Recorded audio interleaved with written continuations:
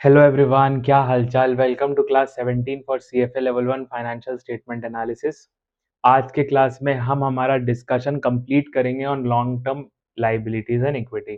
खाली एक चीज बचा है डिस्कस करने के लिए, वो है शेयर बेस्ड कॉम्पेंसेशन। ठीक है, अगेन मैं इसका थोड़ा सा अगर आपको इंट्रोडक्शन दे दूं तो इंस्टीट्यूट ने इसमें भी न्यूमेरिकल वेटेज बहुत कम दिया है, बल्कि इसमें तो एनालिटिकल वेटेज भी बहुत कम दिया है। मतलब ये खाली टॉपिक ऐसे हवा हवा में उड़ा दिया है। ठीक है, लेकिन अगेन ये टॉपिक बहुत सुंदर है और आज के टाइम पे तो बहुत ही रेलिवेंट है जब आपका स्टार्टअप का रेट चल रहा है। ठीक है, तो सर क्या होता है, कैसे होता है, डिस्कस करते हैं। ठीक है, देखो, ये है कंपनी। ठीक है, ये कंपनी कंपनी करती है बिजनेस। कंपनी क्या करती है, कंपनी करती है बिजनेस। लेकिन कंपनी में बिजनेस करने वाले लोग कौन है? कंपनी तो करती है बिजनेस, लेकिन कंपनी में बिजनेस करने वाले लोग कौन है? कंपनी में बिजनेस करने वाले लोग हैं मैनेजमेंट। करेक्ट। कंपनी के सारे डिसीजन, सारे मेजर डिसीजन मैनेजमेंट ही लेती है। सर क्या मेजर डिसीजन है कि भाई पैसा इन्वेस्ट कहाँ करें? सर पैसा इन्वेस्ट कहाँ करें, ये सबसे बड़ा डिसीजन है कोई भी बिजनेस का, और ये डिसीजन लेती है अपनी मैनेजमेंट। R B correct? ठीक है सर, लेकिन कंपनी में पैसे किसके लगे हुए हैं? कंपनी में पैसे लगे हुए हैं शेयर होल्डर्स के। कंपनी में सर पैसे लगे हुए हैं शेयर होल्डर्स के, लेकिन वो पैसे को इस्तेमाल कौन कर रहा है? मैनेजमेंट। वो पैसे को इस्तेमाल कौन कर रहा है? मैनेजमेंट। अब आप इंडियन कॉन्टेक्स्ट में अगर देखोगे, ठीक है, खाली इंडियन इंडियन कॉन्टेक्स्ट में देखोगे तो इंडिया में यूजुअली जो शेयर होल्डर होता है या सबसे बड़ा शेयर होल्डर होता है, वो ही मेरा मैनेजमेंट में बैठता है। मतलब जिसने कंपनी चालू करी, जिसने कंपनी में पैसे लगाए, वो ही कंपनी के इन्वेस्टमेंट के डिसीजन ले रहा है। ठीक है, लेकिन जब आप एक प्रोफेशनली मैनेज सेटअप में जाओगे, सर प्रोफेशनली मैनेज सेटअप क्या हो गया?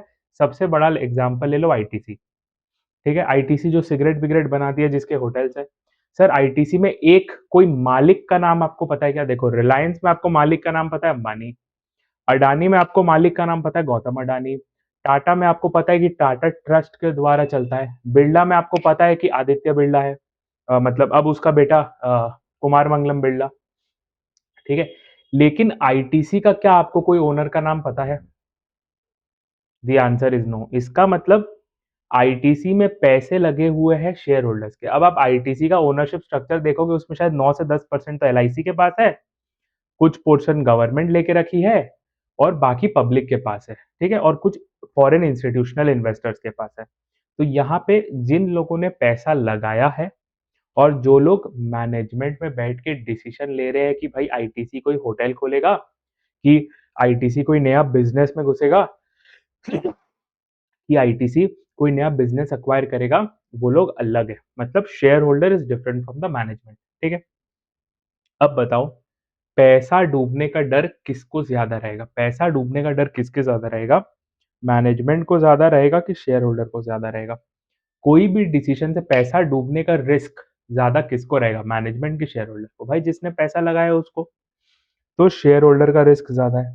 ठीक है, दूसरा, शेयर वैल्यू का बढ़ने से, सर शेयर का कीमत बढ़ने से सबसे ज्यादा फायदा किसको है? मैनेजमेंट को है कि शेयर होल्डर को है? सर यहाँ पे भी शेयर होल्डर को ही सबसे ज्यादा फायदा है। तो मैनेजमेंट क्या कर रहा है? भाई मैनेजमेंट सिस्टम में बैठा है अपना सैलरी लेने के लिए, और सैलरी के हिसाब से काम करने के लिए, और अपना बोनस लेने के लिए। साल के एंड पे बोनस ले लेगा, महीने के महीने सैलरी ले लेगा। जिसके बदले वो ये इन्वेस्टमेंट के डिसीजन ले रहा है, जिस डिसीजन से किसी और का जिंदगी इंपैक्ट होगा। तो मतलब हम लोग क्या बोल रहे हैं कि भाई जिंदगी में किसी और का फर्क पड़ेगा, काम कोई और कर रहा है। तो क्या सर जो काम कर रहा है वो निष्ठा से, वो सिंसियरिटी से, क्या वो मोटिवेशन से काम कर पाएगा जब उसके पीछे आग नहीं लगा है? सॉरी फॉर माई लैंग्वेज, लेकिन अपने को समझना पड़ेगा, अपने को कम्युनिकेट करना पड़ेगा। जब किसी के पीछे आप आग नहीं लगा के रखे हो, तो क्या वो उतना डिसिप्लिन से, उतना अच्छे से काम कर पाएगा? आज आपको एग्जाम पास करना है, सीएफए लेवल 1 का तो आप पढ़ रहे हो। अगर हम लोग बोल दें कि भाई तू एग्ज़ाम देगा और कोई और पास होगा, तो क्या आप लोग उतना लगन से, उतना मेहनत से पढ़ोगे? जब आपको पता है कि मेरे एग्ज़ाम देने से मैं नहीं कोई और पास हो रहा है? The answer is no. ठीक है? मतलब यहाँ पे मेहनत, डिसीजन, सोच कोई और ले रहा है, ज़िंदगी किसी का और इम्पैक्ट हो रहा है। ये जो प्रॉब्लम है ना, ये प्रॉब्लम को बोला जाता है प्रिंसिपल एजेंट कॉन्फ्लिक्ट। ठीक है? या इसको सिंपली एजेंसी कॉन्फ्लिक्ट भी बोलते हैं। ठीक है? ये जो प्रॉब्लम है कि डिसीजन कोई और ले रहा है, काम कोई और कर रहा है, पैसे किसी और के लगे हुए हैं, मतलब disalignment of interest between the share holders and the management is known as agency conflict. ये कॉन्फ्लिक्ट का डिटेल में चर्चा होता है sir in corporate issuer. In corporate issuer उसके अंदर एक चैप्टर है by the name of capital structure. उसमें ये कॉन्सेप्ट का एकदम दबा के डिस्कशन होता है, क्योंकि कैपिटल स्ट्रक्चर और आपका कॉर्पोरेट इशूअर ही आपका फंडिंग, कंपनी, मैनेजमेंट, ओनरशिप ये सबको लेके है। ठीक है? मैंने आपको बेस में बता दिया क्यों? क्योंकि ये कॉन्सेप्ट अपना ज़रूरी है समझना, ताकि हम लोग ये स्टॉक बेस्ड कॉम्पेंसेशन का कॉन्सेप्ट को समझ पाएँ। ठीक है? तो सर एक कंपनी फॉर्म ऑफ स्ट्रक्चर में पैसे कोई और डाल रहा है, काम कोई और कर रहा है, तो दोनों के बीच में झगड़ा नहीं है। नाम भले ही कॉन्फ्लिक्ट दिया है, झगड़ा नहीं है, लेकिन there is a disalignment of interest. Management को कुछ और चाहिए, ओनर को कुछ और चाहिए। क्यों? क्योंकि मैनेजमेंट इंटरेस्टेड है अपना महीने के महीने सैलरी में, ओनर इंटरेस्टेड है शेयर होल्डर्स का वेल्थ मैक्सिमाइजेशन में, कि शेयर का दाम बढ़े बढ़े बढ़े, तो मेरे पास जो कंपनी के शेयर्स पड़े उसका दाम बढ़ते जाए। ठीक है? तो इसको बोलते हैं प्रिंसिपल एजेंट कॉन्फ्लिक्ट या एजेंसी कॉन्फ्लिक्ट। ठीक है? अब किसी ने अपना दिमाग लगाया, मैंने नहीं लगाया सर, मैं तो खाली पढ़ रहा हूँ और पढ़ा रहा हूँ। किसी ने अपना दिमाग लगाया कि क्यों ना मैनेजमेंट को भी शेयर होल्डर के साथ अलाइन कर दिया जाए, उनके थॉट प्रोसेस को मैनेजमेंट को भी अलाइन कर दिया जाए शेयर होल्डर्स के साथ। सर ये कैसे करोगे? शेयर होल्डर्स का सबसे बड़ा इंटरेस्ट क्या है? शेयर होल्डर्स का सबसे बड़ा इंटरेस्ट है कि भाई मेरा शेयर का वैल्यू बढ़े, मेरा वेल्थ मैक्सिमाइज हो, मेरा वेल्थ इंक्रीज हो। ठीक है? मैनेजमेंट का अभी तक इंटरेस्ट क्या था? मैनेजमेंट का इंटरेस्ट था सैलरी। हम लोग बोला ठीक है भाई, तेरे को सैलरी तो दे देंगे, लेकिन तेरे को एक और कंपोनेंट देंगे, तेरे को एक और कंपोनेंट देंगे bye the name of stock compensation. तेरे को एक और कंपोनेंट देंगे bye the name of stock compensation. इसमें हम लोग क्या करेंगे पता है? इसमें हम लोग, मतलब ये चालू तो इनिशियली वही हुआ था, उसके बाद बहुत सारा मॉडिफिकेशन हुआ जो पढ़ेंगे। इसमें क्या है भाई, हम लोग तुमको कंपनी के शेयर्स भी दे रहे हैं, हम लोग तुमको कंपनी के शेयर्स भी दे रहे हैं, मतलब हम लोग मैनेजमेंट को शेयर होल्डर भी बना रहे हैं। और छोटा मोटा इक्का दुक्का नहीं, बहुत सिग्निफिकेंट अमाउंट ऑफ शेयर्स दिया जाता है। ठीक है? सर अब शेयर्स मिल गया मैनेजमेंट को। अब यूजुअली ये इतना अमाउंट ऑफ शेयर्स होता है ना कि भाई उसका सैलरी और बोनस बहुत पीनट्स लगने लग जाता है। उसका सैलरी और बोनस एकदम पीनट्स लगने लग जाता है। मैनेजमेंट को भी दिखता है कि अगर मेरे को अपना, अपने बच्चों और उसके भी बच्चों लोग का अगर जिंदगी संवारना है, तो सर ये स्टॉक कंपेंसेशन का मेरे को सबसे ज्यादा फायदा उठाना पड़ेगा।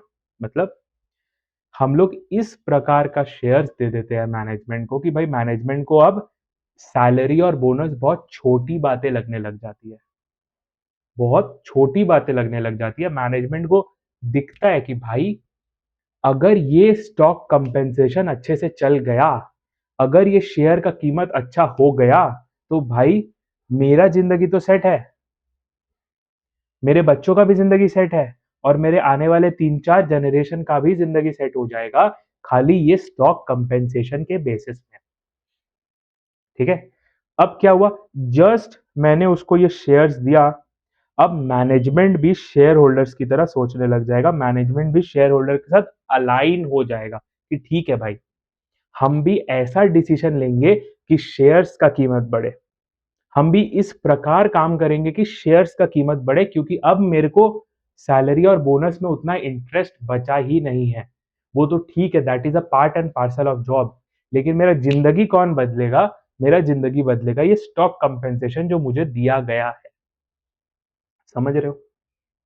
मतलब मैनेजमेंट और शेयर होल्डर्स का इंटरेस्ट को एक करने के लिए मैनेजमेंट को शेयर्स दिया जाता है, ताकि मैनेजमेंट अपना सैलरी और बोनस भूल के कंपनी के शेयर्स के बारे में सोचना चालू कर दे, कंपनी के हित के बारे में सोचना चालू कर दे, कंपनी के एडवांटेज के बारे में सोचना चालू कर दे। और यहाँ पे शेयर होल्डर्स का भी राइट प्रोटेक्ट हो जाएगा, क्योंकि उनको पता होगा कि भाई हमारा ही एक बंदा मैनेजमेंट में बैठ के काम कर रहा है। सोच से अब वो हमारा ही बंदा है। अब उसको सैलरी बोनस वोनस पे नहीं, अब उसको शेयर का वैल्यू पे इंटरेस्ट आ रहा है।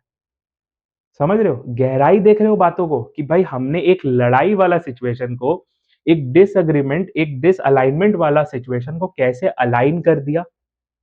क्यों? खाली एक सिंपल एक्शन करके भाई जो डिसअलाइन था उसको इंसेंटिव दे दिया कि भाई अब तू अलाइन हो जा। ऑब्जेक्टिव यही था स्टॉक बेस्ड कंपेंसेशन का, कि भाई शेयर्स दे दो ताकि वो सोचने लग जाए एक शेयर होल्डर्स की तरह। अब इसके अंदर बहुत सारे वेरिएशन आ गए, वो हम लोग आगे पढ़ेंगे। ठीक है? क्या सर मुझे ये चीज समझ में आ रहा है? क्या सर मुझे ये चीज समझ में आ रहा है? बातों की गहराई को क्या मैं एक्सेप्ट या अंदर ले पा रहा हूं? ठीक है? अब बात को समझो। सर ये स्टॉक कंपेंसेशन तो देंगे, ठीक है? सर ये स्टॉक कंपेंसेशन तो देंगे, लेकिन ना इसको देने का भी तरीका अलग-अलग है। सर ये स्टॉक कंपेंसेशन को भी देने का तरीका अलग-अलग है। क्या सर ये हम लोग को अभी ड्रॉ करना है? ड्रॉ नहीं, हल्का सा पेज के स्लाइड में ड्रॉ कर लो, मतलब एग्जैक्टली बहुत सुंदर से ड्रॉ करने का दरकार नहीं है। अभी जो मैं बना रहा हूँ एक माइंड मैप की तरह आपको हेल्प करेगा। ठीक है? पहला कि भाई शेयर्स दे दो फ्री में, स्टॉक कंपेंसेशन फ्री में without any money in return. Sir ये क्या है मैं बताता हूँ, डोंट वरी। कलेक्ट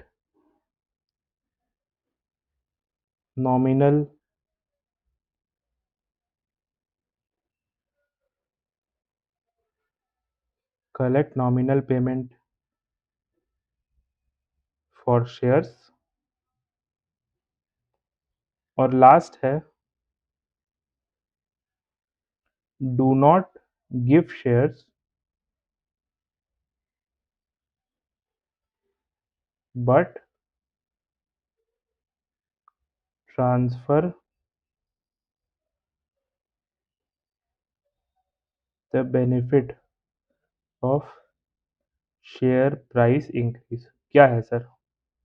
देखो, अब जैसे ही ये एक मूल कंसेप्ट आया कि भाई हमें इंटरेस्ट अलाइन करने के लिए शेयर्स देना है, अब होशियार लोग का तो कम ही नहीं है दुनिया में, तो मेजरली 3 तरीके से आया कि भाई एक मैनेजर को स्टॉक कंपेंसेशन कैसे दे सकते हैं। पहले वाले ने बोला कि भाई शेयर्स उठा के फ्री में दे दो, शेयर्स उठा के फ्री में दे दो, 1000-2000 शेयर्स फ्री में उठा के दे दो, कुछ मत बोलो उसको, शेयर्स उठा के उसको फ्री में दे दो। ठीक है? इसको बोला गया स्टॉक ग्रांट। इसको बोला गया स्टॉक ग्रांट। हम तुमको ग्रांट दे रहे हैं, हम तुमको ग्रांट दे रहे हैं फ्री, निशुल्क भाव में। ठीक है? सर दूसरा बोला गया कि भाई देख, मैनेजमेंट को तुम 100% फायदा क्यों दे रहे हो? मैनेजमेंट को keep them hungry and alive. दूसरा वाला बोला इंटरेस्ट तो अलाइन करना है लेकिन कीप देम हंग्री। तो दूसरा वाला प्रोसेस में क्या बोल रहे हैं कि भाई अगर तुम ऐसा शेयर मैनेजमेंट को दे रहे हो जिसका प्राइस है फॉर एग्जांपल $50, तो तुम मैनेजमेंट से ना $20 ले लो। मतलब मैनेजमेंट को अभी भी 30 का फायदा हो रहा है, और जितना शेयर बढ़ेगा उतना का फायदा होगा, लेकिन मैनेजर का भी स्किन इन द गेम लगवाओ, उसको फ्री में मत दो, क्योंकि लोग फ्री की चीज की वैल्यू नहीं करते। तो मैनेजर का खुद का पैसा लगवाओ। हाँ, मार्केट से कम लगवाना, वरना वो खरीदेगा नहीं। मार्केट से कम लगवाना, इमीडिएटली उसका फायदा होना चाहिए, फायदा कराओ, लेकिन मैनेजर का जेब से कुछ निकालो ताकि वो स्किन इन द गेम, वो कीमत समझे, वो ये शेयर्स की कीमत समझे। तो इसको बोला गया स्टॉक ऑप्शंस, कि भाई यहाँ पे हम लोग मैनेजर से थोड़ा पैसा ले लेंगे। क्या सर? टोकन मनी ले लेंगे। 50 का भाव चल रहा है, हम लोग मैनेजर से 20 ही रुपया लेंगे। 30 रुपए का तो मैनेजर को फायदा है इमीडिएटली, लेकिन मैनेजर जब 20 लगाएगा तो उसको कीमत समझ में आएगा। ठीक है। और लास्ट वाले में बोला कि नहीं भाई, हम लोग मैनेजर को शेयर तो इशू नहीं कर सकते। क्यों नहीं कर सकते? तीसरा में क्या बोला गया? भाई हम लोग मैनेजर्स को शेयर तो इशू नहीं कर सकते। क्यों नहीं कर सकते? क्योंकि शेयर होल्डर ने बोला भाई अगर हम मैनेजमेंट को शेयर इशू करेंगे तो वोटिंग राइट्स भी उसके साथ चला जाएगा। क्या होगा? हम लोग का कंपनी के ऊपर कंट्रोल डाइल्यूट होगा, हम लोग वो नहीं दे सकते। हमें इंटरेस्ट अलाइन करना है, लेकिन हम अपना वोटिंग पावर को डाइल्यूट नहीं कर सकते। कंपनी में कुछ ऐसे अहम डिसीजन हैं जो खाली हमें ही लेने हैं, हम वो पावर शेयर नहीं कर सकते। मतलब मेरे को प्रॉब्लम नहीं है शेयर देने में, हमको प्रॉब्लम है पावर देने में। तो यहाँ पे क्या बोलते हैं? हम बोलते हैं कि भाई we will issue you imaginary stocks. मतलब we will issue you imaginary stocks, मतलब हमने बोला कि भाई अभी शेयर का दाम चल रहा है 50, समझ ले तेरे को शेयर का भाव, तेरे को मैंने शेयर इशू कर दिया, समझ ले। मतलब यहाँ पे हम तुमको इमेजिनरी स्टॉक्स देते हैं। इमेजिनरी स्टॉक दिए भाई, इवेंचुअली तेरे को इंटरेस्ट क्या? हमने मैनेजर से पूछा तेरे को इंटरेस्ट क्या? मैनेजर बोला भाई मेरे को वोटिंग राइट में इंटरेस्ट है, मेरे को इंटरेस्ट है मुनाफा में, मेरे को इंटरेस्ट है बेनिफिट में। हम बोले ठीक है, चल आज में बात हुआ, आज शेयर का भाव चल रहा है 50, तेरे को शेयर इशू कर दिया इमेजिनरी। कल को 2 साल बाद 3 साल बाद जब शेयर का भाव 100 होगा या 80 होगा, तो हम लोग तेरे को ये डिफरेंस का पैसा दे देगा। मतलब हम लोग उस समय अज्यूम करेगा कि हम लोग ये शेयर तेरे से खरीद ले रहे हैं। मतलब आज हम लोग तेरे को शेयर दिया 50 का, 2-3 साल बाद जब ये शेयर का भाव बढ़ा हुआ होगा तो हम लोग तुमसे ये भाव पे खरीद लेगा। क्या हुआ? मैं तुमसे खरीद रहा हूँ 80 के भाव पे, आज तुमको दे रहा हूँ 50 में, तो 30 रुपए का तुम्हारा फायदा हो गया ना। 30 रुपए का तुम्हारा फायदा हो गया। तुम्हारे पास शेयर्स नहीं है, तुम्हारे पास इमेजिनरी शेयर्स है। तुम्हारे पास शेयर्स नहीं, तुम्हारे पास इमेजिनरी शेयर्स है। तो जब शेयर का दाम बढ़ेगा तो तुम्हारा भी मुनाफा होगा, कंपनी तुमको डिफरेंस पैसा दे देगी। कंपनी तुमको डिफरेंस पैसा दे देगी। कंपनी बोलेगी कि भाई मैंने उसको 50 में शेयर दिए थे, अब 80 के हो गए हैं, तो मैं उससे 80 में खरीद रही हूँ। तो 80 माइनस 50, कंपनी तुमको 30 रुपए दे देगी। मतलब कंपनी बोलेगी कंपनी बोलेगी कि भाई मैंने तुमको आज 50 में इमेजिनरी शेयर इशू कर दिए, ठीक है, एम्प्लॉय को। आज के डेट तुमको मेरे को 50 रुपए नहीं देना है, आज के डेट तुम मेरे को 50 रुपए मत देना, आज के दिन तुम मेरे को 50 रुपए मत दो। स्टॉक ऑप्शन में तो तुम मेरे को दे रहे थे, आज तुम मत दो। ठीक है। जब फ्यूचर में यही स्टॉक का भाव 80 हो जाएगा, जब फ्यूचर में यही स्टॉक का भाव 80 हो जाएगा, तुम लाना, हम तुमको 80 रुपया दे देंगे। तुम लाना, हम तुमको 80 रुपया दे देंगे, लेकिन उस समय हम 50 काट लेंगे। तुम लाना, हम तुम्हें रीपे कर देंगे तुम्हारे शेयर्स के बदले, लेकिन उस समय हम 50 रुपया जो तुमसे लिया था उसको कट कर देंगे। तो हम तुमको नेट नेट 80 माइनस 50 उठा के 30 रुपया तुमको दे देंगे। वो बोला ठीक है भाई, मेरे को तो शेयर्स में वैसे भी वोटिंग राइट में इंटरेस्ट नहीं था, मेरे को तो शेयर्स में इंटरेस्ट ही था मुनाफा में, तो वो मुनाफा मेरे को मिल गया। तो इसमें सब खुश हो गए ना।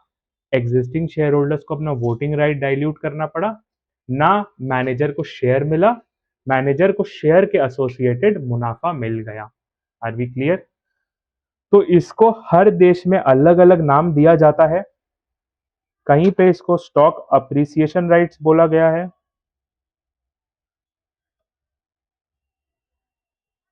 ठीक है। कहीं पे इसको फैंटम स्टॉक्स बोला जाता है, फैंटम स्टॉक्स। फैंटम मतलब इमेजिनरी। तो हर जगह इसका नाम अलग अलग है। तो ये 3 प्रकार से स्टॉक कंपेंसेशन दिया जा सकता है by the company to its employee, manager, senior manager, जो भी बोल लो। क्या हमें क्लियर हो रहा है स्टोरी? ठीक है। इंटरेस्टिंग बात क्या है कि ये तीनों का ही ट्रीटमेंट हम लोग को हमारे स्टैंडर्ड्स में बताया गया है, और इंटरेस्टिंग बात ये भी है कि तीनों का ही ट्रीटमेंट अलग है। तीनों का ही ट्रीटमेंट अलग है, तीनों का मूल भाव सेम है, तीनों का कोर कंसेप्ट सेम है, फाइनल ट्रीटमेंट तीनों का अलग है। तीनों का कोर कंसेप्ट सेम है, फाइनल ट्रीटमेंट अलग है। क्या हमें समझ में आ रहा है? क्या हम क्लियर हो पा रहे हैं ये चीज को कि भाई स्टॉक कंपेंसेशन होता क्या है और किस लिए देते हैं और किस प्रकार देते हैं? पहला होता क्या है, दूसरा why do you give it, and तीसरा how do you give it. What, how and why. क्या ये तीनों क्वेश्चन हम लोग का आंसर हो रहा है? क्या हम लोग एक स्टोरी बुन पा रहे हैं? ठीक है। अब पढ़ते हैं भाई मटेरियल में क्या दिया है और उसके बाद कुछ फर्दर डिस्कशन करेंगे। Share based compensation is designed to align the interest of managers and stockholders and reduce agency cost. Agency cost मतलब एजेंसी कॉन्फ्लिक्ट के कारण जो प्रॉब्लम होता उसको एजेंसी कॉस्ट बोला जाता है, उसको कम करना है। ठीक है, पढ़ो। Share based compensation does not require cash outflow. क्या सर, जब मैं ये आपको मुनाफा दे रहा हूं मैंने इमीडिएटली कुछ भी कैश आउटफ्लो किया क्या?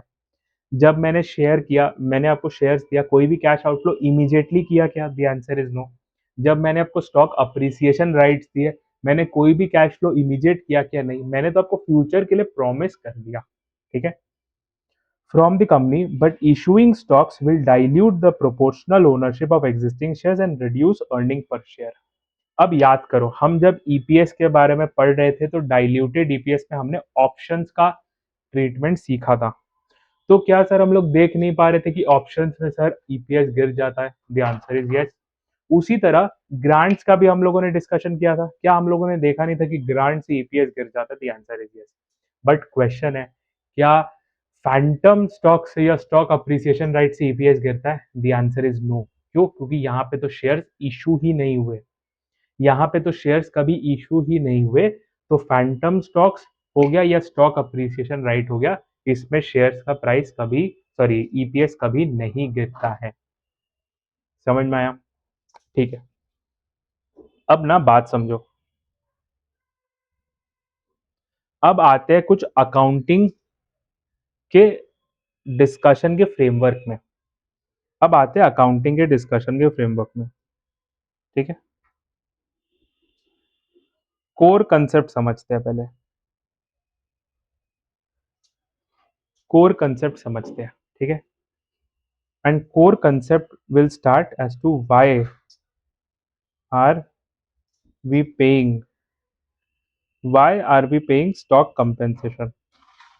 Why are we paying stock compensation? Sir हम लोग स्टॉक कंपेंसेशन क्यों देते हैं? सर हम लोग स्टॉक कंपेंसेशन क्यों देते हैं? ये तो हमने डिस्कस किया कि भाई एजेंसी कॉन्फ्लिक्ट को कम करने के लिए हम लोग स्टॉक कंपेंसेशन देते हैं, लेकिन उसको देते किसके बदले हैं? सर इसको हम लोग देते हैं इसीलिए ना कि भाई हमारा एम्प्लॉय आज काम कर रहा है,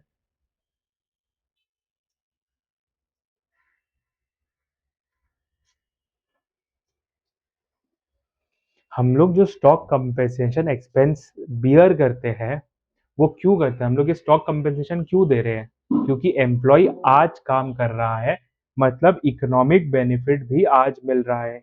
इकोनॉमिक बेनिफिट भी आज मिल रहा है। क्या हम लोग इतना सिंपल बात समझ पा रहे हैं कि इकोनॉमिक बेनिफिट आज मिल रहा है? तो सर याद करो, सर याद करो इनकम स्टेटमेंट का डिस्कशन कि भाई जब इकोनॉमिक बेनिफिट मिलेगा उस उसके अगेंस्ट उसका एसोसिएटेड कॉस्ट भी बुक करना पड़ेगा। जब इकोनॉमिक बेनिफिट मिलेगा उसका एसोसिएटेड कॉस्ट भी उसके साथ बुक करना पड़ेगा। तो अगर इकोनॉमिक बेनिफिट आज हो रहा है तो उसका जो एसोसिएटेड कॉस्ट है, उसका जो एसोसिएटेड कॉस्ट है वो भी मेरे को बुक करना पड़ेगा। क्या एम आई रॉन्ग और एम आई राइट? बताओ। एम्प्लॉय काम कर रहा है आज, इकोनॉमिक बेनिफिट मिल रहा है आज, ठीक है, उसका एसोसिएटेड कॉस्ट मेरे को आज बुक करना पड़ेगा। अब क्वेश्चन क्या है कि सर ये एसोसिएटेड कॉस्ट निकाले कैसे? भाई अपना घर का मुर्गी दाल बराबर, पता ही है। तो सर घर के ही तो शेयर्स दे रहे हैं, सर घर के ही तो शेयर्स दे रहे हैं, पैसा भी नहीं दिया, कुछ नहीं किया, खाली शेयर्स उठा के दे दिया, उसमें क्या सर कॉस्ट? छोड़ो ना, छोड़ो ना। यहाँ पे हमने बोला नहीं, घर की मुर्गी दाल बराबर नहीं होती। सर क्यों नहीं होती? बात समझो। भाई अगर तू ये शेयर बाजार में इशू करता, तू ये सेम शेयर्स बाजार में इशू करता, तो तेरे को क्या पैसे नहीं मिलते? तेरे को क्या पैसे नहीं मिलते? तेरे को क्या कीमत नहीं मिलता? तेरे को क्या शेयर का फेयर वैल्यू नहीं मिलता? अगर तू बाजार में इशू कर रहा होता तो तेरे को क्या फेयर वैल्यू नहीं मिलता शेयर्स का? 100% मिलता। तो सर जो बाजार में तुमको मिलने वाला था, जो बाजार में तुमको मिलने वाला था और नहीं मिला क्योंकि तुमने ये अपने एम्प्लॉयज को इशू कर दिए, वही तुम्हारा कॉस्ट है। सर बाप रे बाप, समझो, अगर मैं ये शेयर्स बाजार में इशू करता एम्प्लॉयज को देने के बजाय, अगर मैं ये शेयर बाजार में इशू करता एम्प्लॉयज को देने के बजाय, तो लोग आते ना मुझे पैसा देने, लोग आते ना मुझे पैसा देने, तो मैंने वो पैसा तो फोरगो कर दिया, वो पैसा तो मैंने फोरगो कर दिया। क्यों? क्योंकि मैंने एम्प्लॉयज को फ्री में दे दिए। अभी फ्री वाला सोचो, मैंने एम्प्लॉयज को फ्री में दे दिए, तो सर वो पैसा जो मुझे नहीं मिला, जो मैंने फोरगो कर दिया, because I issued the shares to the employees, the cost. समझ रहे हो? यही मूल भाव है हर टाइप के स्टॉक बेस्ड कंपेंसेशन का, कि भाई तेरे को जो शेयर इशू करे है उसका वैल्यू, उसका फेयर वैल्यू कंपनी के लिए जो भी है वो ही कॉस्ट है। अब इंटरेस्टिंग चीज होता है कि सर फेयर वैल्यू अलग अलग तरीके से निकलता है और ये कॉस्ट अलग अलग तरीके से बुक होता है। सर कैसे होता है वो डिस्कस करेंगे, ठीक है? मैं खाली आपका माइंड को ओपन कर रहा हूं कंसेप्ट लेने के लिए, ठीक है? अब इसमें दो चीज आता है जो अपने को सीखना पड़ेगा, जो सबसे इंपॉर्टेंट है। एक है ग्रांट डेट और एक है vesting date. Sir grant date और वेस्टिंग डेट क्या है? ग्रांट डेट वो डेट है जिस दिन आपको ये चीज अनाउंस किया जाता है कि तुमको शेयर्स दिया जाएगा, तुमको ऑप्शंस दिया जाएगा, या तुमको फैंटम स्टॉक्स दिया जाएगा। मतलब grant date is the announcement date, grant date is the announcement date. यहाँ पे कुछ नहीं हो रहा है, यहाँ पे कोई मटेरियल चीज नहीं हो रहा है, यहाँ पे खाली तुमको एक सूचना दी जा रही है कि भाई तुमको ये मिलने वाला है, तुमको खाली सूचना दी जा रही है कि तुमको ये मिलने वाला है, तो आप डांस कर सकते हो कि यस मिलेगा। वेस्टिंग डेट वो डेट होता है जहां पे एक्चुअली में, जहां पे एक्चुअली में आपको दिया जाता है, एक्चुअली में दिया जाता है, या और आप अलाउड होते हो कि आप अपने ऑप्शंस को एक्सरसाइज कर सको। देखो यहाँ पे बात समझो, यहाँ पे कंपनी ने मुझे क्या दिया है? यहाँ पे कंपनी ने मुझे दिया है ऑप्शंस, कि भाई तुम पैसे दे और शेयर ले ले। मेरा मन, मैं नहीं लूंगा, जा क्या कर लेगा? मेरे को तो कंपनी में इतना भी भरोसा नहीं है कि इसका 50 रुपए का चीज का मैं 20 रुपया दूं। ठीक है, मत ले। और यहाँ पे तो शेयर्स तो फ्री में ही दे दे रहा है, जो फ्री में दे दे रहा है वो दे दे, ठीक है? तो इसीलिए वेस्टिंग डेट क्या होता है कि भाई जहां पे ये तो फिर कंपनी ने एक्चुअली शेयर दे दिया और आपने ऑप्शन एक्सरसाइज कर सकते हो, ऑप्शन एक्सरसाइज कर सकते हो, मतलब आप शेयर्स खरीद सकते हो सस्ते भाव पे। क्लियर हो रहा है? ठीक है, मतलब ग्रांट डेट वो अनाउंसमेंट डेट हो गया जिसमें कंपनी ने बोला हम तुमको देंगे। तो क्या सर हम लोग ये नहीं बोल सकते कि ग्रांट डेट में एक्चुअली एक लायबिलिटी का कमिटमेंट हो गया, लायबिलिटी का कमिटमेंट हो गया कि हाँ भाई मैं बाध्य हूं तुमको शेयर देने के लिए, या तो फिर फ्री में या पैसे के अगेंस्ट, लेकिन मैंने अपने आप को बाध्य कर दिया। तो क्या मैं ये नहीं बोल सकती कि ग्रांट डेट के दिन पे ऑब्लिगेशन आया? लेकिन वो ऑब्लिगेशन आप एक्चुअली रियल, मतलब मैच्योराइज कब करोगे, रियलाइज कब करोगे, वो ऑब्लिगेशन सर एक्चुअली में काम आएगा वेस्टिंग डेट पे। ठीक है, ये जो पीरियड है between grant date and vesting date, इसको बोलते हैं सर्विस पीरियड। सर्विस पीरियड ये वो पीरियड है जहां पे एम्प्लॉय काम करता है, ये वो पीरियड है जहाँ पे एम्प्लॉय काम करता है। ये वो पीरियड है जहाँ पे एम्प्लॉय काम करता है, मेहनत करता है। क्यों? ताकि वो वेस्टिंग में ये फ़ायदा उठा पाए। क्यों? क्योंकि ग्रांट डेट में बोला जाता है कि भाई वेस्टिंग डेट तक जो लोगों ने ये काम कर लिया, उन्हीं को खाली ये मुनाफ़ा मिलेगा, बाकियों को नहीं मिलेगा। तो ये सर्विस पीरियड वो पीरियड है जहाँ पे एम्प्लॉइज़ काम करते हैं। काम करने वाला टाइम,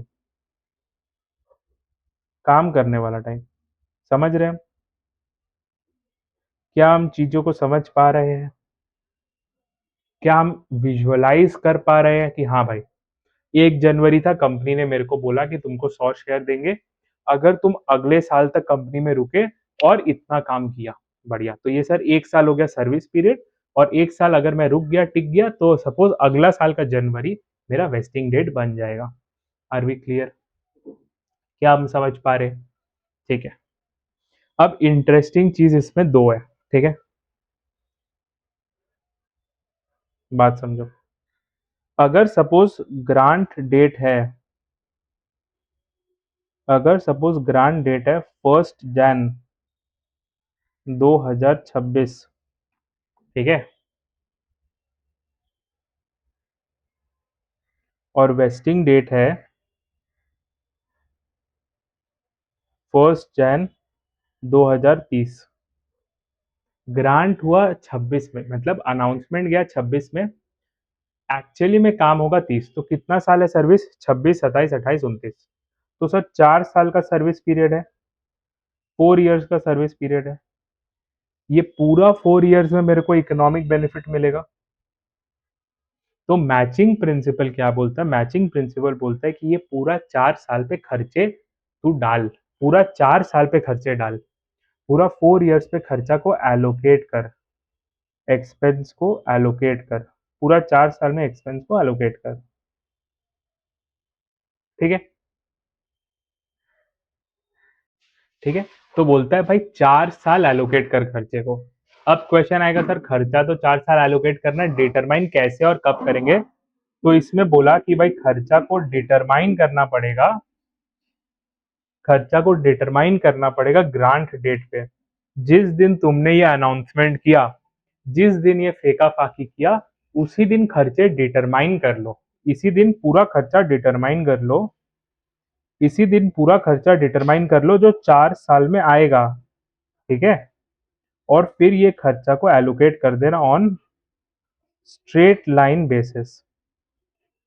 ठीक है? फिर इसमें कोई होशियार आया, बोला सर ये भी तो हो सकता है कि मैंने ग्रांट डेट में जो खर्चा एस्टिमेट किया था, अब 1 साल बाद जाके मुझे पता चल रहा है कि वो खर्चा लगेगा ही नहीं। ठीक है? तो ये स्टैंडर्ड बोलती है कि भाई मैं तेरे को कुछ चीजें चेंज करने दूंगी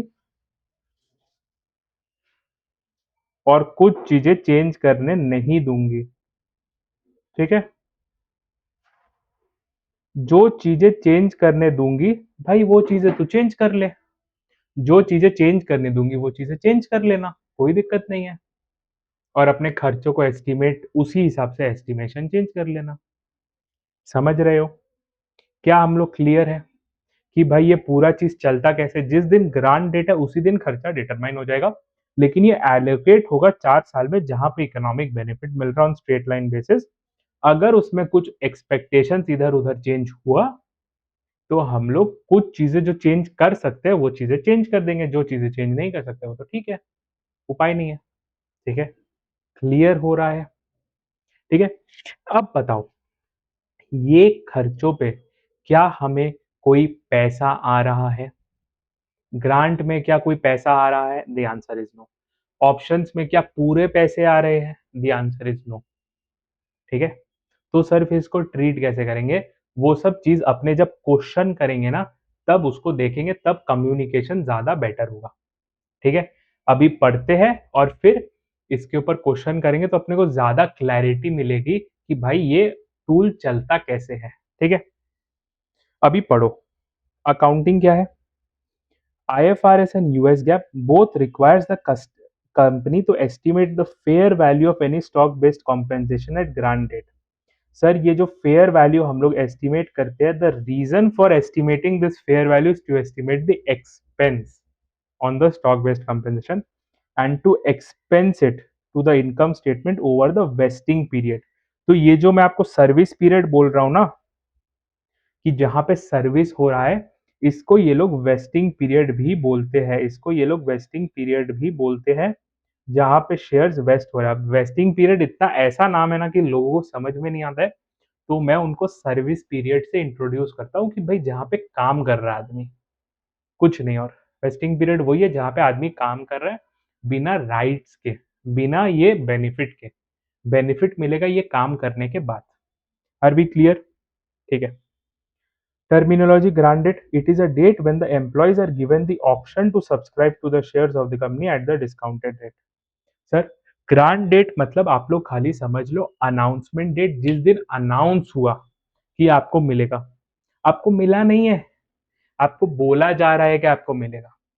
vesting period, the period between the grant date and the employee receiving the stocks or first they can exercise, मतलब जिस दिन वो लोग अपना हक इस्तेमाल कर सकते हैं उसको बोल देते हैं वेस्टिंग डेट, और दोनों के बीच का डेट पीरियड को बोल देते हैं वेस्टिंग पीरियड या सर्विस पीरियड। ठीक है सर। अब यहाँ पे हमें बोला गया ऑप्शंस के बारे में, तो सर एक्चुअली पूरा ऑप्शंस के बारे में नहीं, यहाँ पे ग्रांट्स के बारे में भी बात किया, ऑप्शंस के बारे में बात किया। These are options to invest in company stock at a given price at a future date. ठीक है। Unlike stock grants, which have a value as long as stock price is greater than zero, the options only have value if the stock price is above the exercise price। ये कहानी क्या है sir? ये कहानी क्या है? अब बातों को समझो, अब ना भावनाओं को समझो, ये क्या बोलने मांग रहा है। देखो यहाँ पे जब अपने को फ्री में कोई शेयर्स दे रहा है, जब अपने को फ्री में कोई शेयर दे रहा है बिना किसी भाव के, तो ये शेयर हम लोग के लिए कीमत कब तक होल्ड करेगा? समझो, जब आपको कोई चीज फोकट का मिल रहा है, जब आपको कोई चीज फोकट का मिल रहा है, उसका कीमत आपके पास तभी तक रहेगा ना जब उसका वैल्यू जीरो से ज्यादा है। मतलब anything above, anything above zero is valuable to me. Sir share का भाव 1 रुपया है, ठीक है भाई, अपने को तो फुकट में मिला था, 1 रुपया ही सही। सर शेयर का भाव 100 रुपया, ठीक है ना भाई, अपने को तो फुकट में मिला था। लेकिन ऑप्शन, ऑप्शन में मैं आपसे टोकन पैसा ले रहा हूँ 20 रुपया, तो एनीथिंग लेस देन 20, क्या आप नुकसान में चलेगा शेयर लेके? The answer is yes. तो आप ऐसा टाइप का शेयर लोगे क्या? जो मार्केट में चल रहा है 15, आपको कंपनी बोल रही है हमसे 20 में ले जा, आप बोलोगे भाई मैं क्या बेवकूफ हूँ क्या, मैं मार्केट में जाके 15 में लूंगा ना, मैं क्यों तुमको 20 दूं? तो जब स्टॉक ऑप्शंस की बातें होती है, तो जो वैल्यू मिलता है ये ऑप्शन से, वो तभी मिलता है जब मार्केट प्राइस आपका एक्सरसाइज प्राइस, एक्सरसाइज प्राइस मतलब ये जो नॉमिनल पेमेंट ले रहे हो उसी को बोलता है एक्सरसाइज प्राइस। अब एक्सरसाइज प्राइस डिटेल क्या होता है वो तो अपन सीखेंगे डेरिवेटिव में, ठीक है, वो सीखेंगे अपन डेरिवेटिव में।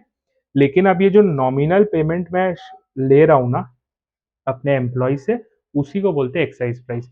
तो ये ऑप्शंस तभी वैल्यूएबल है जब market price greater than exercise price हो। अगर मार्केट प्राइस जीरो के ऊपर है तो ग्रांट में वैल्यू है, अगर मार्केट प्राइस एक्सरसाइज प्राइस से ऊपर है तभी वो ऑप्शंस के लिए वैल्यूएबल है। सेम आपका एप्रिसिएशन राइट, मार्केट प्राइस जब तक मेरा प्राइस इंक्रीज मतलब एक्सरसाइज प्राइस से ज्यादा नहीं होता तब तक एप्रिसिएशन राइट में भी मेरे को कोई फायदा नहीं है।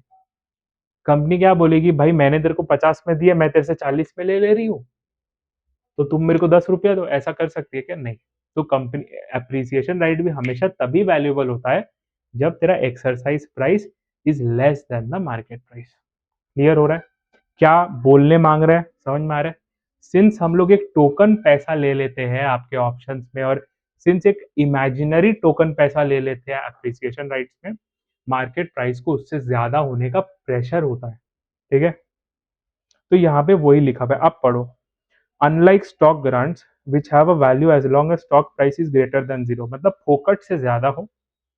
Options only have value if the stock price is above the exercise price. समझ में आया क्या बोल रहा है? ठीक है।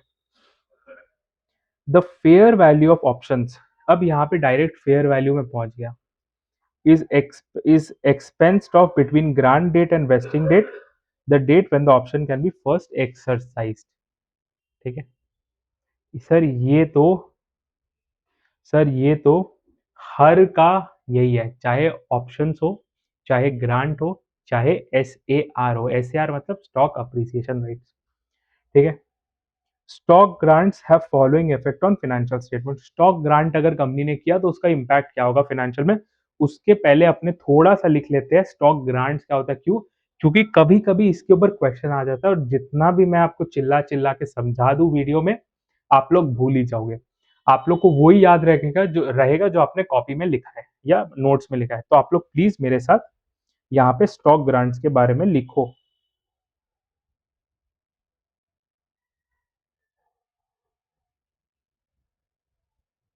Stock grants,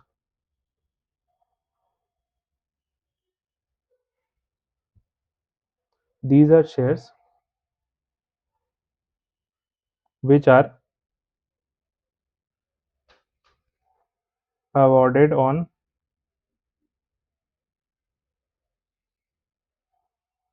outright basis। These are shares awarded on outright basis without any money in return, but are usually contingent upon fulfillment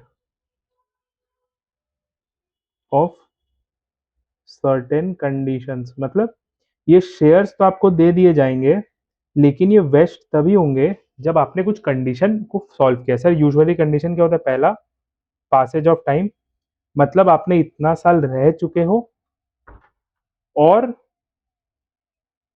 performance, भाई तूने ये मेट्रिक किया है। ठीक है, और बोथ, मतलब तुम इतना टाइम रहे भी हो और परफॉर्मेंस भी किया है। ठीक है सर, जो शेयर परफॉर्मेंस के बेसिस में इशू किए जाते हैं, ये लिखो, जो शेयर परफॉर्मेंस के इशू बेसिस में इशू किए जाते हैं उसको बोला जाता है परफॉर्मेंस शेयर्स।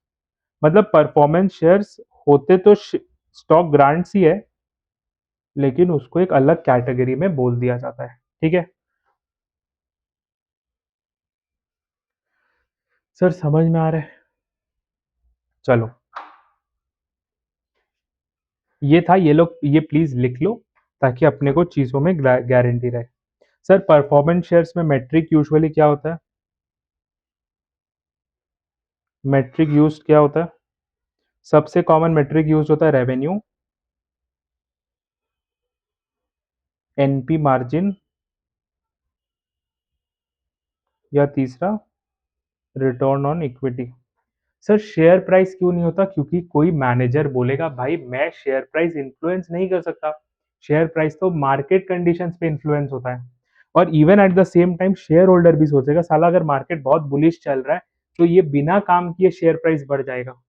ठीक है, तो यूजुअली परफॉर्मेंस शेयर्स का मेट्रिक शेयर प्राइस नहीं होता है, ये चीज भी लिख लो। शेयर प्राइस लिखो और उस पे एक कांटा लगा दो और लिखो since it is market dependent, since it is market dependent. ठीक है, since it is market dependent.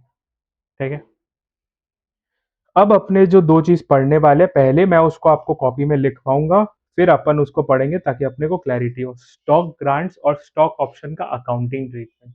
ठीक है, स्टॉक ग्रांट्स और स्टॉक ऑप्शन का अकाउंटिंग ट्रीटमेंट।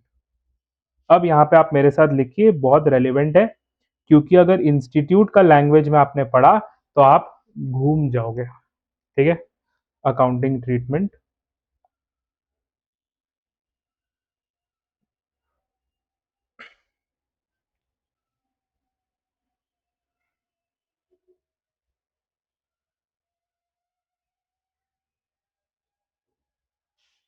और स्टॉक ऑप्शन। ठीक है, पहला expense is equals to fair value of grant determined on fair value of grant determined on grant date. ठीक है, यहाँ पे एक्सपेंस है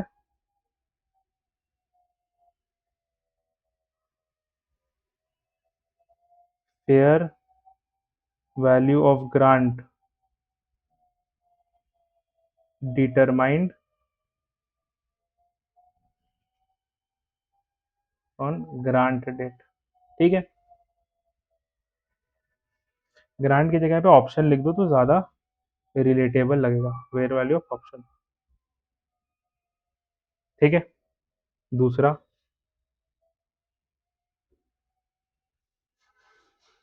subsequent changes in expense is allowed but fair value of grant will not change। fair value of grant per share will not change। Total change हो सकता है, पर share change नहीं होगा। ठीक है, यहाँ पे भी इसी को कॉपी उठा के कर देता हूँ, copy. subsequent changes in expense is allowed but fair value of option per share, fair value of option per share will not। ठीक है, फेयर वैल्यू ऑप्शन पर change will not change. Sir क्या है, fair value per share is equals to market price, market price per share on grant date, market price per share on grant date. ठीक है, यहाँ पे लिखो fair value of option, fair value of option per share is equals to market price per share minus exercise price. Sir logical है ना, sir logical है ना कि भाई मार्केट में जो भाव चल रहा है, जिस दिन ग्रांट दिया और जितना तुम पैसा दे रहे हो माइनस करो, जो तुमको मुनाफा है, जो तुमको गेन है, उतना ही वैल्यू होगा। लॉजिकल है ना, इज इट लॉजिकल और नॉट। और गेन पर शेयर ऐसे भी नाम दिया जा सकता है, गेन पर शेयर। एकदम लॉजिकल है कि भाई तेरे को जितना मुनाफा हो रहा है उतना ही तेरे लिए वैल्यू है। The answer is no please. और जैसा मैंने काटा लगाया है वैसा ही काटा लगाइए, जैसा मैंने काटा लगाया है वैसा ही काटा लगाइए, क्योंकि लोग इसी में गलती करते हैं। It will not be market price minus exercise price.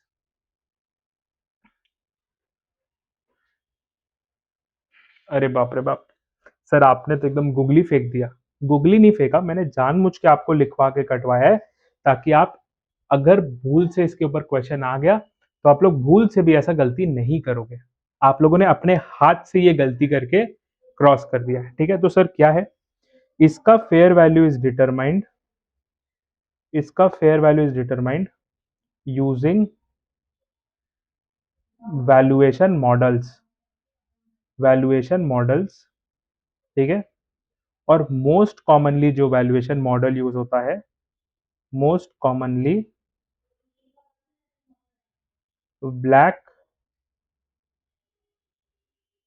Scholes model. ठीक है, ये सर ब्लैक स्कोल्स मॉडल क्या है और अपने को पढ़ना है क्या।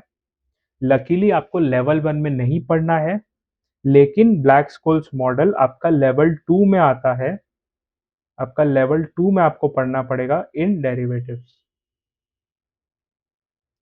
आपको लेवल 2 में पढ़ना पड़ेगा इन डेरिवेटिव्स। तो अगर आपको लेवल 1 में कोई ऑप्शन का ये वैल्यूएशन मॉडल पढ़ा रहा है तो वो आपका काट रहा है।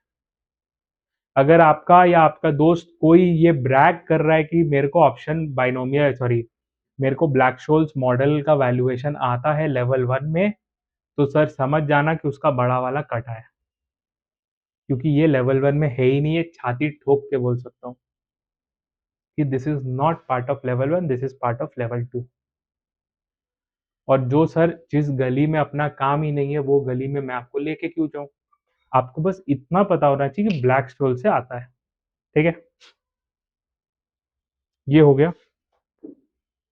तो एक्सपेंस, हाँ, फोर्थ पॉइंट,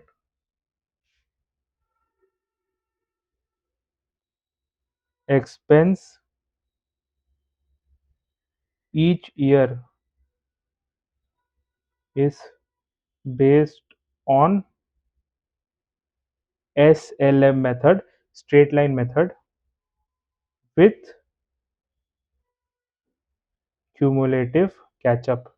सर ये cumulative catch-up क्या है, ये सीखेंगे जब अपने एग्जाम्पल करेंगे। Discussed along with example, discussed along with example। क्या हम लोग क्लियर हो रहे हैं? ठीक है, सेम आपका same to same point copy हो जाएगा, same to same point copy हो जाएगा यहाँ पे। ठीक है, लास्ट पॉइंट यहाँ पे। ठीक है, एक्सपेंस ईच ईयर, हर साल जो एक्सपेंस जाएगा, हर साल जो सर एक्सपेंस जाएगा,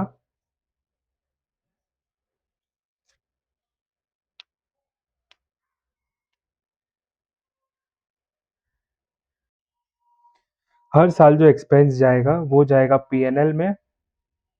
ठीक है, एवरी ईयर, पीएनएल मतलब इनकम स्टेटमेंट। ठीक है, और इसका करस्पॉन्डिंग इफेक्ट, इसका करस्पॉन्डिंग इफेक्ट भाई 1 लाख तो हो गया एक्सपेंस, 1 लाख तो हो गया खर्चे। ठीक है, इसका कॉरस्पॉन्डिंग इफेक्ट कहाँ जाएगा, इसका कॉरस्पॉन्डिंग इफेक्ट बनेगा स्टॉक कंपेंसेशन रिजर्व,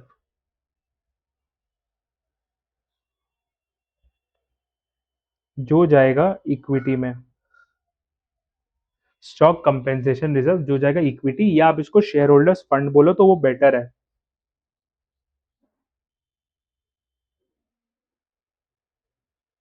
ठीक है, अब अनफॉर्चुनेटली मेरे को नहीं पता क्यों यहाँ पे ना एडिशनल पे इन कैपिटल बोला गया है मटेरियल में। मटेरियल में एडिशनल पे इन कैपिटल बोला गया, लेकिन आइडियली ये एडिशनल पे इन कैपिटल में नहीं जाता है।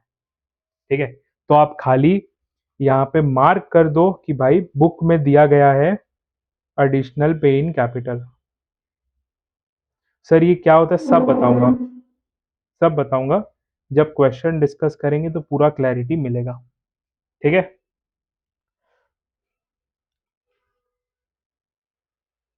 ये सेम चीज आपका यहाँ पे आ जाएगा, खाली एक आपका चेंज के साथ।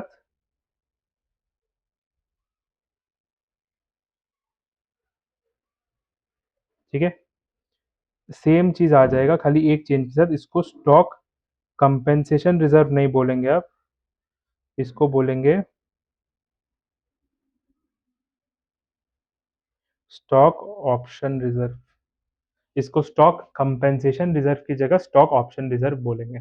बाकी सब कुछ सेम है। Are we clear? इसको मैं छोटा कर देता हूँ ताकि आप लोग देख पाओ।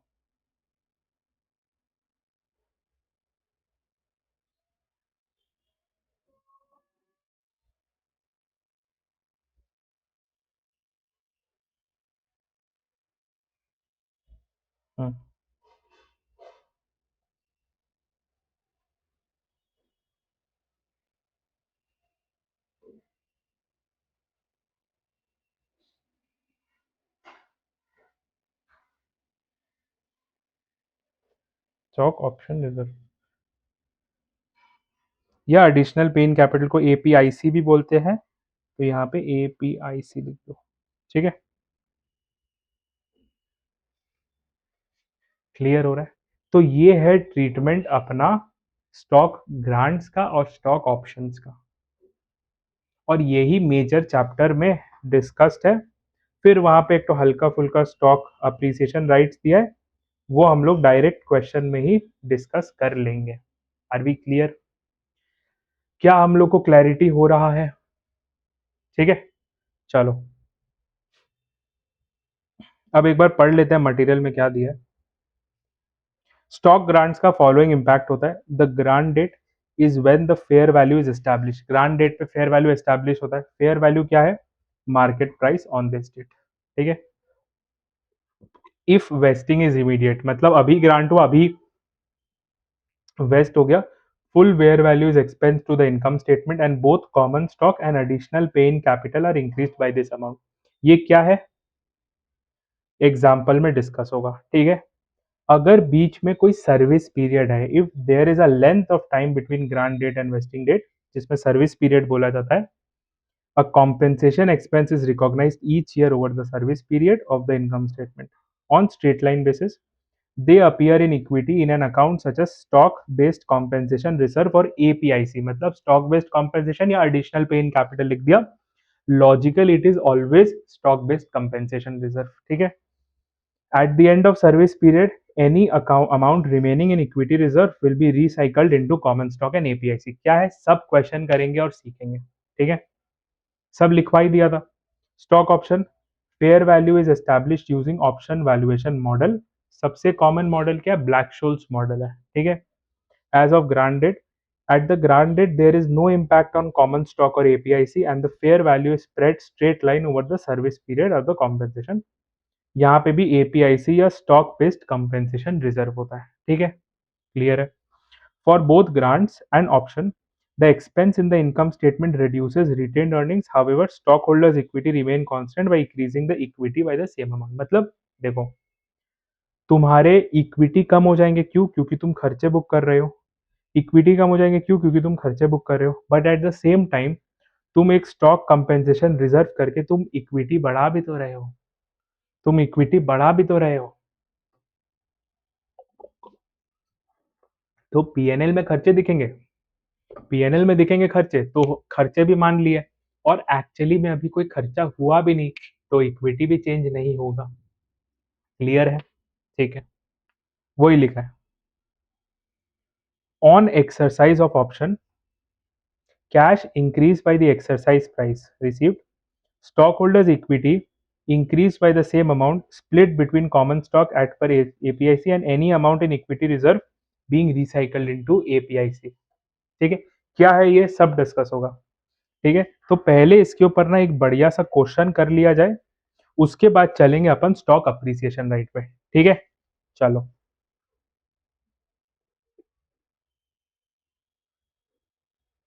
एग्जाम्पल ये लिखो। ये एक क्वेश्चन पे अपने को सारा सॉल्यूशन और सारा लॉजिक समझ में आ जाएगा।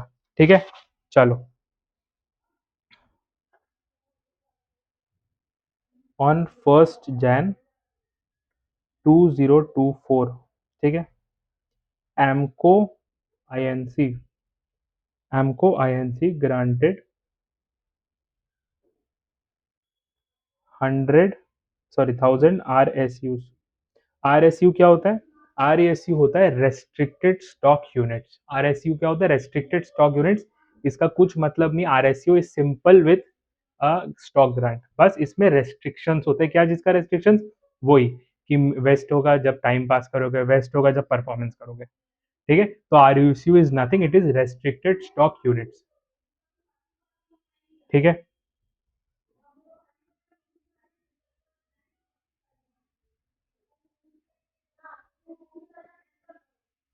Subject to, subject to 3 years of,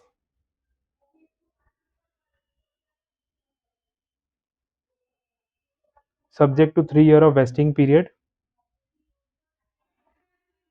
with 33%,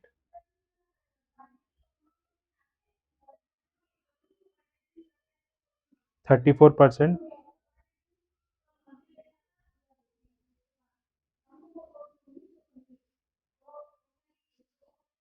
wasted each year, ठीक है।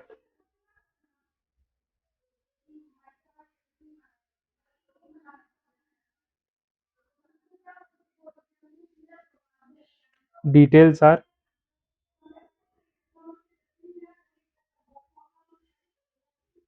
Market value on 1st Jan 2024, market value on 1st Jan 2024 is 40 पर शेयर, $40 पर शेयर, ठीक है। Estimate of four feature. Sir four feature क्या होता है? देखो अब बात समझो भाई, तूने इक्विटी ग्रांट्स दिए हैं एम्प्लॉयज को, ठीक है। एम्प्लॉय को 3 साल वेस्टिंग पीरियड में रहना पड़ेगा। क्या 3 साल लोग छोड़ेंगे नहीं?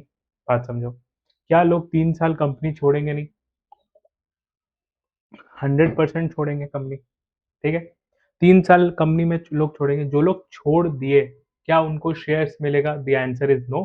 तो ये वो चीज का एस्टिमेट है कि भाई 5% लोगों को शेयर्स नहीं मिलेगा, ठीक है। अब आया एक्चुअल्स, ठीक है। इन 2024 शेयर्स फोरफीटेड, मतलब एक्चुअली जिन लोगों ने छोड़ा जिसके कारण शेयर्स फोरफीट हुआ वो है 400 शेयर्स। और on 1st Jan 2025 estimates were revised to 10%। मतलब जब हम लोग ऑप्शन ग्रांट कर रहे थे तब था अपना एस्टिमेट 5% का।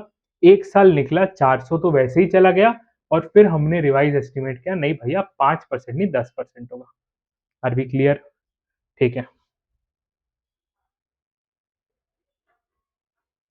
Discuss treatment. पहला,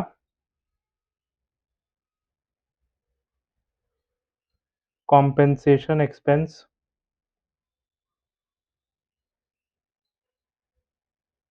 ईच ईयर, ठीक है। मतलब 3 साल क्या कॉम्पेंसेशन एक्सपेंस रहेगा। दूसरा, क्यूमुलेटिव कैचअप कैसे होगा, ठीक है। और तीसरा, impact in balance sheet each year. समझ रहे?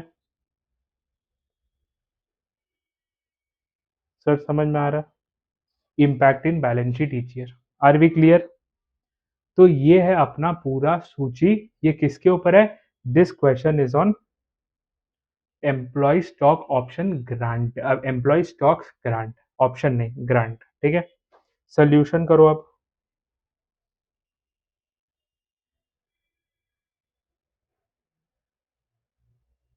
सोल्यूशन, ग्रांट डेट क्या है? ग्रांट डेट है 1st Jan 2024। ग्रांट डेट है 1st Jan 2024, ठीक है। इस डेट पे एस्टिमेटेड टोटल कॉस्ट क्या है? एस्टिमेटेड टोटल कॉस्ट है जितना शेयर्स दिया आरएसयू पे उसका फेयर वैल्यू। फेयर वैल्यू क्या है? 40। This is the fair value into जितना लोग एक्सपेक्टेड है कि भाई ये ये ग्रांट का बेनिफिट उठाएगा, कितना लोग ये ग्रांट का बेनिफिट उठाएगा, ठीक है। निकालो कितना होता है। 10,000 इंटू 40 इंटू 0.95, 38, 1 2 3 4। ये है टोटल कॉस्ट, ये है टोटल कॉस्ट, ठीक है। तो सर बात समझो, एक्सपेंस इन ईयर 1 क्या होगा? 3 साल खर्चे जाने हैं, तो हर साल 33, 33, 34 करके मिलेगा, तो 38,000 इंटू 33% कितना है? निकालो, मैं भी निकालता हूँ। अब सिंस हम लोग का कैलकुलेटर चला गया है, तो अब मेरे को फ़ोन से ही निकालना, मतलब दूसरे जगह से ही निकालना पड़ेगा, into 33% which is nothing but 125,400। ठीक है, ये पहला साल का खर्चा है। तो फर्स्ट ईयर का ट्रीटमेंट क्या होगा? फर्स्ट ईयर ट्रीटमेंट क्या होगा?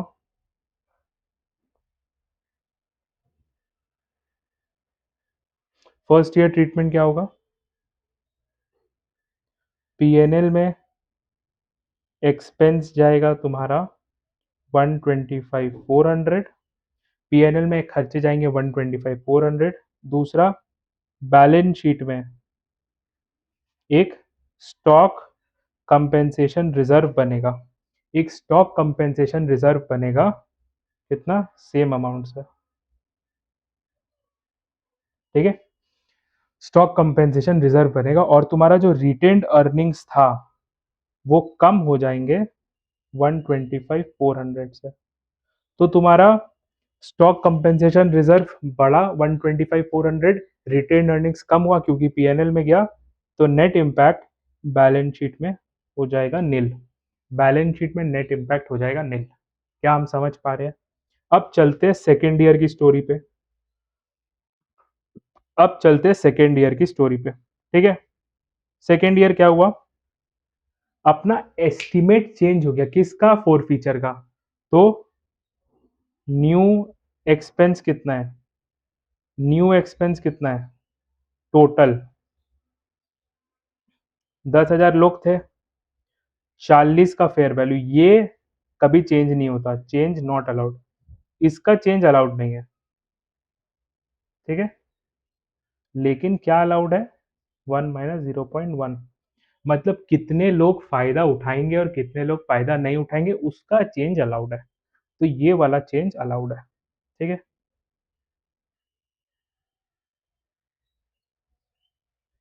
कितना होता है? करो, 10,000 इंटू 40 इंटू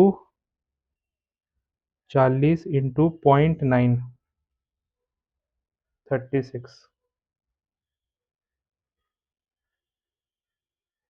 ठीक है, ये टोटल है। तो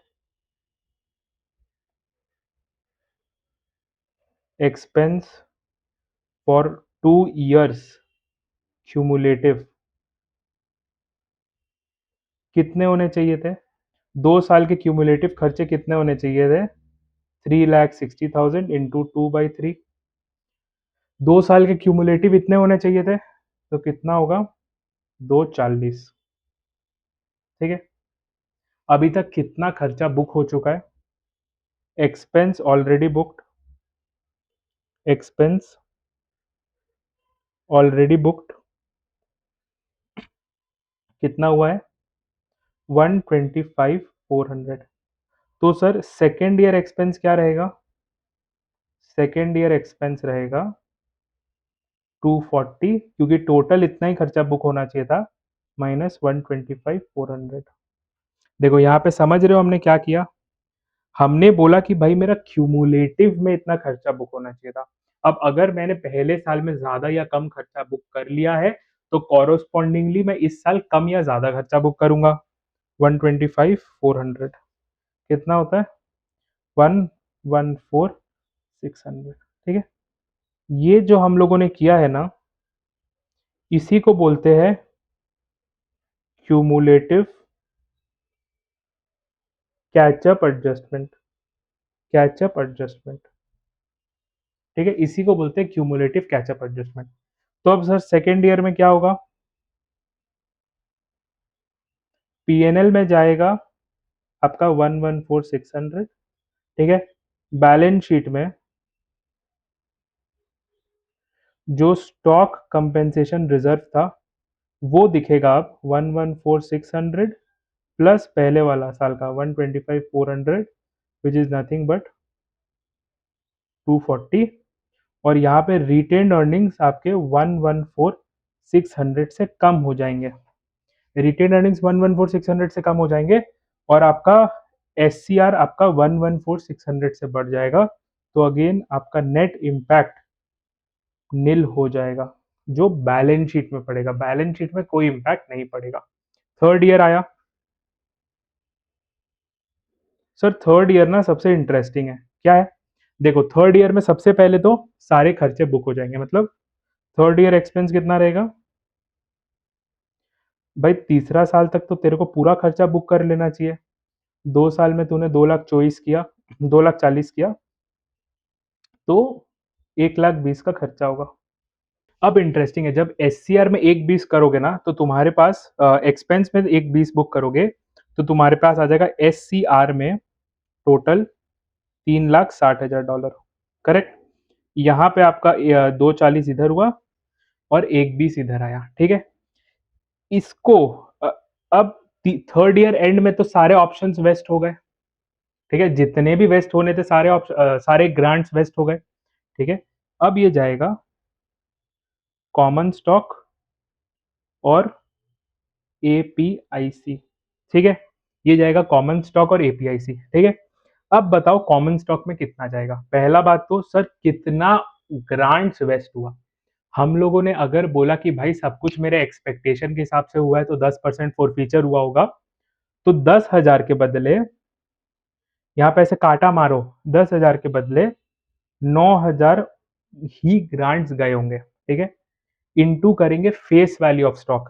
अब यहाँ पे हमें एक डेटा एडिशनली देना पड़ेगा कि फेस वैल्यू ऑफ स्टॉक है $10। मतलब स्टॉक का कीमत कंपनी ने $10 लगाया है। ठीक है। तो यहाँ पे अपन लिख देंगे 9 × 10, कितना हो जाएगा? 90,000। ठीक है। एडिशनल पे इन कैपिटल क्या होता है पता है? इंडियन कॉन्टेक्स्ट में सिक्योरिटीज प्रीमियम रिजर्व रहता है कि भाई तूने वो शेयर के अगेंस्ट कितना एक्स्ट्रा लिया।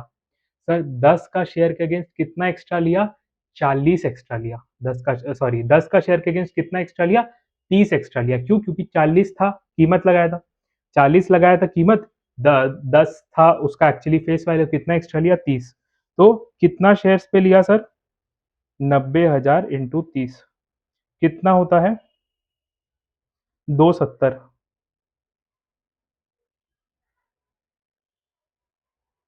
समझ आ रहे हो? टोटल देखो 360 हो जाएगा। इसीलिए हम लोग बोलते हैं कि भाई SCR is recycled into APIC and it is recycled into common stock. समझ में आ रहा है? क्लियर हो रहा है? समझ में आ रहा है? क्लियर हो रहा है? अब अगर मैं बोलूं, अब मैं ये खाली हाइपोथेटिकल बता रहा हूं। ठीक है। अगर मैं बोलूं कि नहीं भाई एक्चुअली में वेस्ट तो खाली 8,500 शेयर हुआ, अगर मैं बोलता, ये हाइपोथेटिकल सिचुएशन है। ठीक है। अब मैं यहाँ पे एक हाइपो सिचुएशन डाल रहा हूँ, आप लोग भी लिखो हाइपो सिचुएशन। अगर मैं बोलूं कि भाई एक्चुअल वेस्टिंग खाली 8,500 शेयर्स का हुआ है, 8,500 आरएसयूज का हुआ है, तो क्या होता? तो तुम्हारा एससीआर तो उस समय भी 360 का ही बनता। एससीआर 360 का ही होता। कॉमन स्टॉक में जाता, कॉमन स्टॉक में जाता 85 इंटू 10, कितना हुआ? 85,000। ठीक है। तुम्हारा एडिशनल पे इन कैपिटल में जाता 85 इंटू 30, कितना होता है? 1 मिनट। 80 85 इंटू 30, 255, मिला के कितना हुआ? मिला के हुआ 340। अब देखो 20 का डिफरेंस बचा है ना, 20 का डिफरेंस बचा है ना, देखो 20 का डिफरेंस बचा है। ये 20 का डिफरेंस भी दो जगह जा सकता है। ये 20 का डिफरेंस या तो फिर एडिशनल पे इन कैपिटल में रिसाइकल कर दो, या इसको जनरल रिजर्व्स अगर आपने बनाया है, अगर आपने जनरल रिजर्व्स बनाए हैं तो वहां पे भेज दो। और मतलब एपीआईसी में जो हक का जाने वाला है वो 8500 इंटू 30 है। हक का तो उतना ही जाएगा, बाद में होगा तो वो रिसाइकल होगा, या तो फिर अगर जनरल रिजर्व बनाते हो तो वहां पे उठा के डाल दो। ठीक है, ट्रीटमेंट समझ में आया? ठीक है, अब सेम तरीके का सिचुएशन अपन लेंगे ऑप्शंस में, खाली ऑप्शंस में कुछ कुछ डेटा एडिशनल मैं आपको दे देता हूँ। ठीक है, एग्जाम्पल। ठीक है, continuing continuing previous example suppose company granted 10,000 options rather than RSU. मतलब प्रीवियस एग्जाम्पल में जो कंपनी ने आरएसयू दिए थे उसके जगह काश कंपनी ऑप्शन देती। ठीक है, वेयर एक्सरसाइज प्राइस वॉज $20 पर शेयर। ठीक है, $20 पर शेयर, रिमेनिंग एवरीथिंग सेम, उसके बाद वैल्यू एज पर बीएसएम, क्या है, ब्लैक शोल्स मॉडल इज $15 पर ऑप्शन। अब करो डिस्कस ट्रीटमेंट, सब कुछ सेम हो जाएगा, सब each and everything will be same, खाली जो तू वैल्यू निकालेगा ना सॉल्यूशन में एवरीथिंग इज सेम,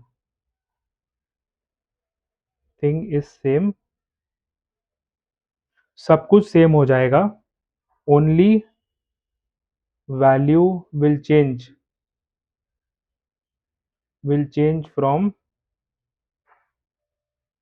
$40 टू $15।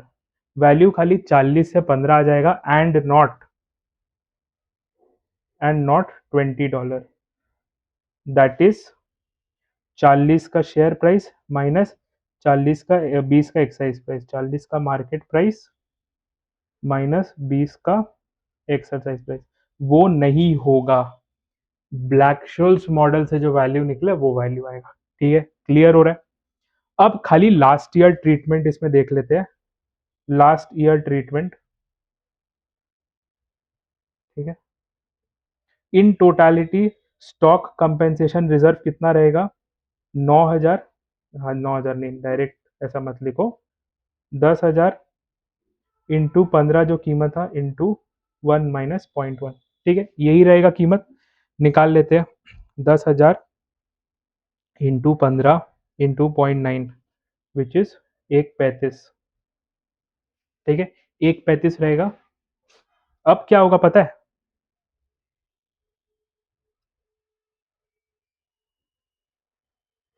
ये दो में स्प्लिट होगा, ये दो में स्प्लिट होगा, कॉमन स्टॉक और एपीआईसी। साथ अपना डिस्कशन खत्म, स्टॉक ग्रांट्स का और ऑप्शंस का मैं बता दे रहा हूँ, इसके ऊपर कोई क्वेश्चन नहीं आ सकता, ये ब्रह्मास्त्र क्वेश्चन है, ये क्वेश्चन करके चले जाओ, इसके अंदर ही सब कुछ समेटा हुआ रहेगा। ठीक है, अब पढ़ते हैं स्टॉक अप्रिसिएशन राइट्स के बारे में। स्टॉक अप्रिसिएशन राइट्स क्या है?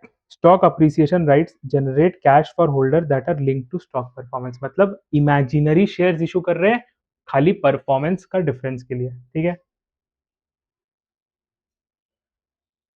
पढ़ो।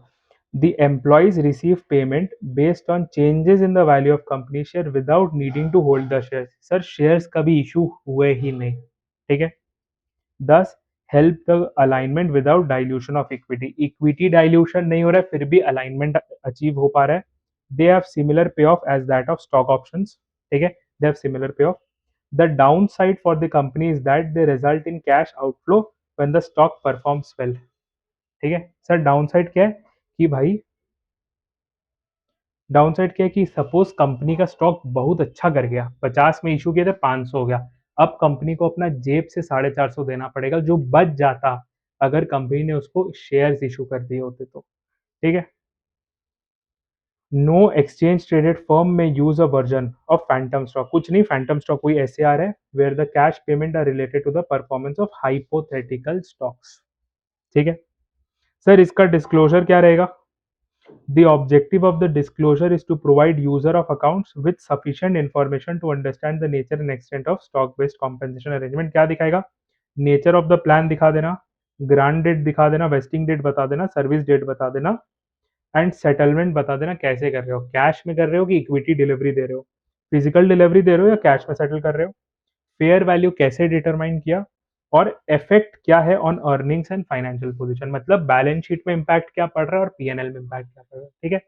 अब इसी नाम पे हम लोग एक एसएआर के ऊपर भी क्वेश्चन करेंगे और देखेंगे कि भाई एसएआर अपना नेचर से कैसे अलग है, एसएआर अपना नेचर से कैसे अलग है with respect to stock options and grants. ठीक है, देखो एग्जांपल देखो,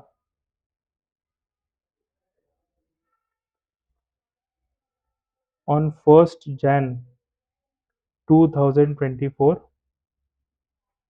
एमको आईएनसी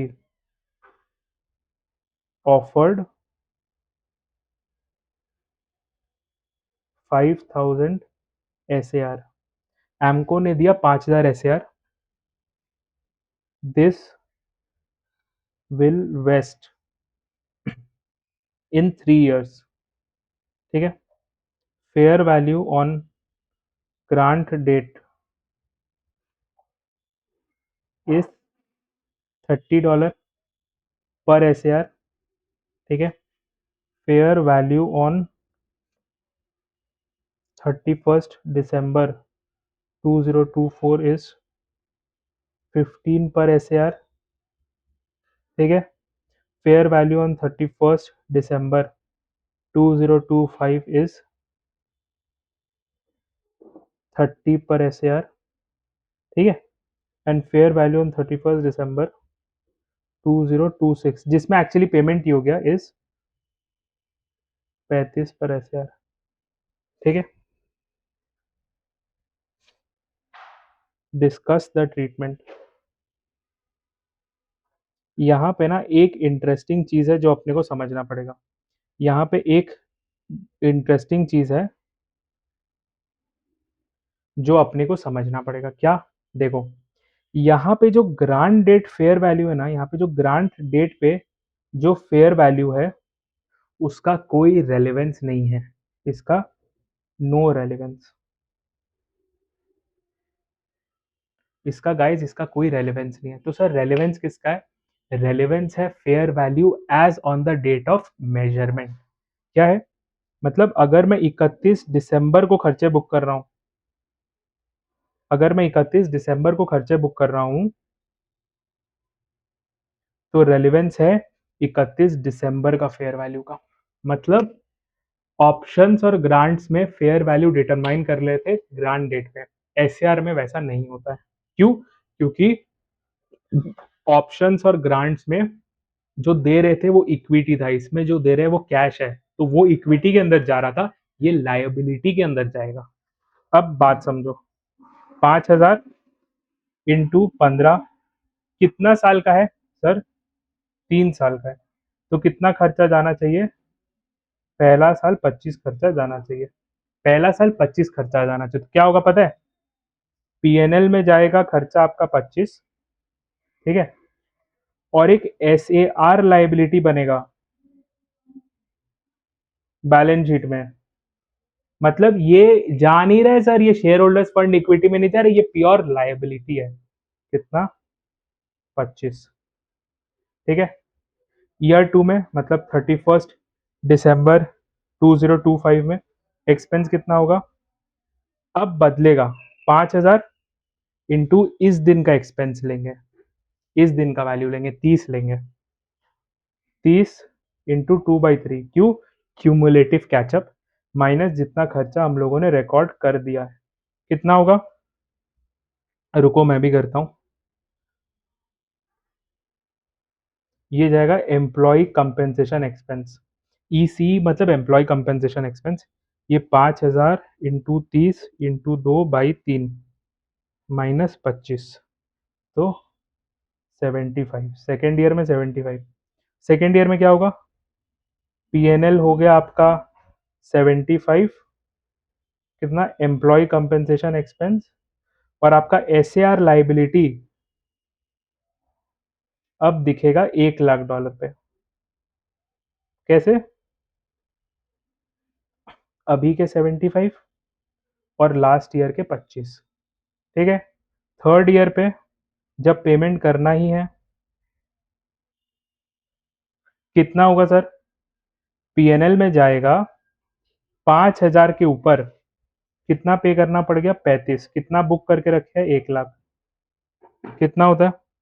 5000 पे 35, कितना? 1,00,000, तो 75।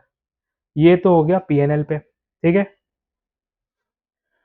बैलेंस शीट पे कैश होगा माइनस, माइनस कितना? 175। क्यों? लाइबिलिटी पे ऑफ कर रहे हैं। और सर एसएआर लाइबिलिटी अब हो जाएगा जीरो। क्यों? जितना था सारा पे ऑफ कर दिया। समझ में आ रहा है कि अलग अलग तरीके से कैसे अलग अलग ट्रीटमेंट होता है। तो आई होप आपको बहुत मजा आया होगा स्टॉक बेस्ड कंपेंसेशन का डिस्कशन पे। क्वेश्चन से मत डरना, इसके ऊपर तो क्वेश्चन आ ही नहीं सकता। जो क्वेश्चन आएगा इसके नीचे ही आएगा। खाली इसको 2-3 बार देख लेना, आपको पूरा क्लैरिटी हो जाएगा कि ट्रीटमेंट कैसे देते हैं। ठीक है गाइस, बाय, मिलते हैं।